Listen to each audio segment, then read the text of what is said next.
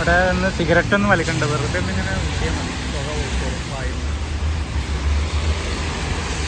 അതുപോലത്തെ കാലാവസ്ഥയായിരിക്കും. ഇന്നലത്തേന്ന് എത്ര പെട്ടെന്നാണ് ചേഞ്ച് ആയത്. ഇന്നലെ വേനൽ, ഒരു മഴ, അപ്പോഴേക്കും തണുപ്പ്. എന്നാലും സ്ഥലം അടിപൊളി, ജനങ്ങളും കൊള്ളാം, ഒക്കെ നല്ല സ്വഭാവമാണ്. ചോദിച്ചാൽ ആരോട് ഇംഗ്ലീഷിൽ ചോദിച്ചിട്ട് കാര്യമൊന്നുമില്ല, റഷ്യൻ ചോദിക്കുക അല്ലെങ്കിൽ ഗൂഗിൾ ട്രാൻസ്ലേറ്റ് വെച്ച് ചോദിക്കുക, അത് രണ്ടും നടക്കുള്ളൂ. ഇംഗ്ലീഷ് അറിയാമെന്ന് പറഞ്ഞുകൊണ്ട് ഇറങ്ങി പുറപ്പെട്ടിട്ട് ഒരു രക്ഷയില്ല. കുറച്ച് റഷ്യനൊക്കെ പഠിക്കണം. പണ്ട് സ്മാർട്ട് ഫോൺ ഇത്ര ആക്റ്റീവ് അല്ലായിരുന്ന കാലത്ത് എവിടേക്കെങ്കിലും പോകുമ്പോൾ ആ രാജ്യത്തെ ലാംഗ്വേജൊക്കെ കുറച്ച് പഠിച്ചിട്ടാണ് പോകാറുള്ളത്.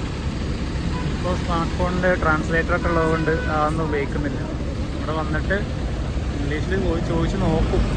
ഇംഗ്ലീഷ് ഉത്തരം കിട്ടിയില്ലെങ്കിൽ ഉടനെ ഞാൻ ട്രാൻസ്ലേറ്റർ എടുക്കും. ഗൂഗിൾ ട്രാൻസ്ലേറ്റർ എടുത്തിട്ട് ട്രാൻസ്ലേറ്റ് ചെയ്യാം.